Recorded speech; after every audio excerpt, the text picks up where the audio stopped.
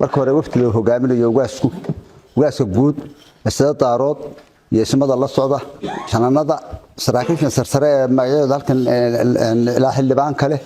ambaasha toorka hore leh soo dhawaada aad iyo aad baad u mahadsantihiin waa gurigeennii waa la sacaanood inta sheegteen in kale ku soo daro noo soo rara boodo inta halka joogtana insha Allah caaqilkana wala shaqeynayna iyagana maamulka qaybta lahayn waa ka siin doonaa hadii Ilaahay yiraahdo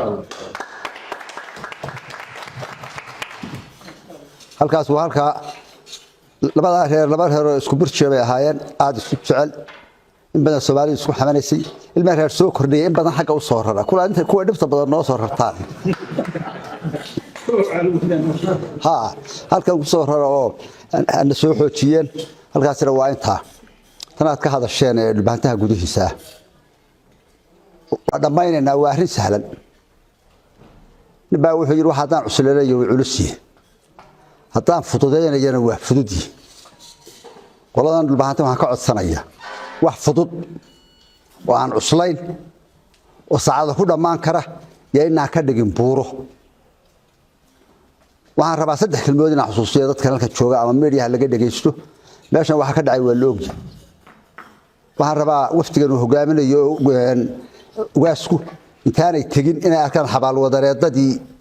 xasuuqi ka dhacay magaalada tan meel kasta oo lambarkii maanta dhintay meel kasta oo lagu caasay boorkii waa ka taagay horta idinka oo sii mar mooyaha tagina waxa yimi inaga reeraysi inta ninka ilaawa iyo harada ka dhacay iyo dadka loo geystay iyo nafiya maal lumay hadii lagu qiimeeyo labadii sano hore halkii aynu joognay inaga habeen jiri hadii mid wax khaldo isani marxaad soo hore ma saaxiibaya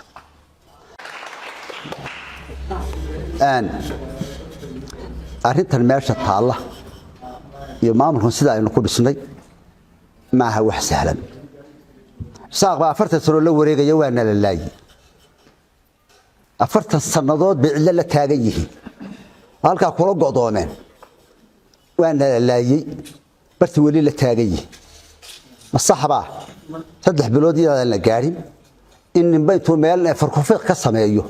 yiraahdo halaw kala yaac ma shaqeynayso adeeraya hawshaas waxay u baahan tahay in si degdeg ah la isugu yimaado inaan wax fudud tahay wax culus laga dhigin intii halka fadhida ka dhigay wax culus maaha wax culus way fudud wadaadka guriga fadhiyana isoo loo yeeriyo goluhu soo fadhiisanaya kuwa buuhooda dhabacaan marba keen isku soo beegayaan ha yimaadeen wax soo fadhiistaan shirka dadka inaan lagu cayaarin dadka inaan la goyn dadka inaan loo hebel baan usayna dadka inaan loo baa maalimi halka waxa ka yiri dadka kan dhibaato badan baa gaadhay nafiya maal waa degeen waa la gumaaday kawba laga dhigay xabal wadareedku saasa boorku ugu qoran yahay ma sahlana arinta meesha taalaay ninkii adeeg la tahay wax fudud ka soo dhig aad iyo aad bay waftigu mahadsan tahay waynu si ballamid doonaa waxaanu u baahannahay innaga waxaynu u baahannahay saaxiibayaal kuwan yaacayo iska ordina dhulka dhibaato badan baa ka dhacday xildhibaan yar baan doonayaa sax maaha dadkan tale u baahan yihiin ninka tobanka walaalihiisa meesha la dilay inaad la barbar ordo xildhibaan baan maanta u farqaadaya hada shaqayn mise tala sax baa la rabaa waxa la rabaa maamulka iyo odayaasha iyo cuqaasha iyo nimankan odayaasha khayrka dareen hadda way saynaa intuba tala degdeg oo la gaaray inaga iyo kuwa sidaan u sii wada noolaan lahayn wuxuu kala guran lahayn inta in go'aan laga gaaro la rabaa